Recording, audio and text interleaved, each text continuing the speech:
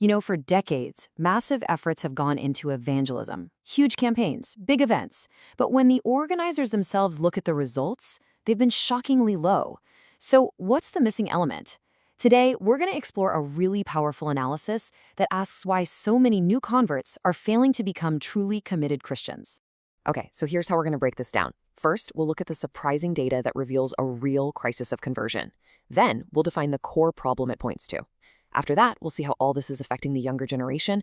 And finally, we'll explore a powerful solution, a call for spiritual fathers, and what that actually means for all of us. All right, first things first. Let's really get a handle on the scale of this problem by looking at the hard data from some of these major evangelistic campaigns. And get this, these numbers aren't from some critic on the outside. They come from the evangelists' own organizations. Their own analysis found that in some of these huge campaigns, only 3 to 5% of new converts actually became committed long-term Christians. 3%. That's it. To really wrap your head around that, think about it in a business context. What would happen if a company spent a fortune to get new customers, but only managed to keep 3% of them? It would be seen as a total catastrophic failure. That business would go bankrupt fast. And look, this isn't just some abstract statistic. The author of our source material saw this with his own 2 eyes. He was a pastor for a major campaign, and he personally followed up with 22 people who made decisions. Out of those 22, only 2 became stable, long-term members of a church. So what was the difference for those 2? What made them stick?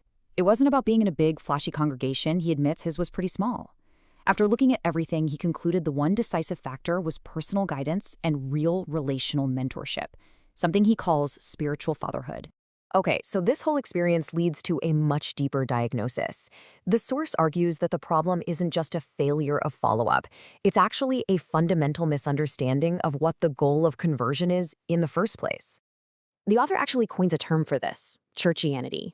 He says it's a version of faith that acts a lot like our modern consumer culture. It prioritizes metrics, like attendance numbers, over genuine, deep transformation. The whole focus has shifted from making committed disciples to just producing church members. And this slide just lays it out so clearly, right? On one side, churchianity wants members. It focuses on attendance. It produces people who might sort of go along with Jesus.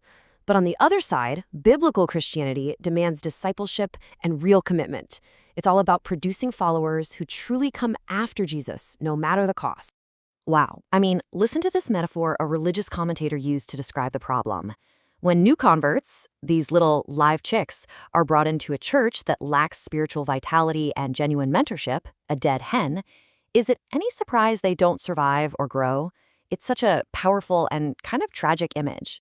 So, as you can imagine, this focus on churchianity has a real human cost, and it's hitting the younger generation especially hard. The source points out 3 key ways they're responding to this.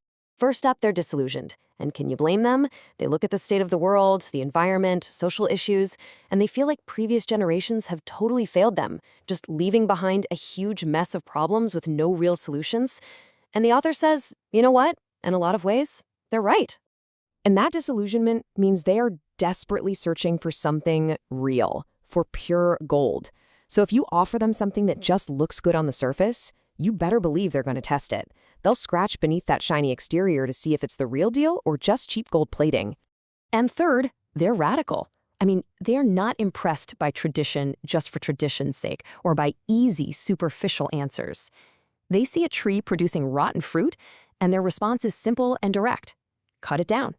They want something that actually, genuinely works. But here's the key takeaway. At the end of the day, this attitude isn't just rebellion for the sake of it. The source reframes it as something way deeper. It's a desperate, unspoken cry for authentic guidance, a cry for real spiritual fathers and mothers to show them the way. All right, so we've laid out the problem, we've seen the human cost. So now the big question, what's the solution?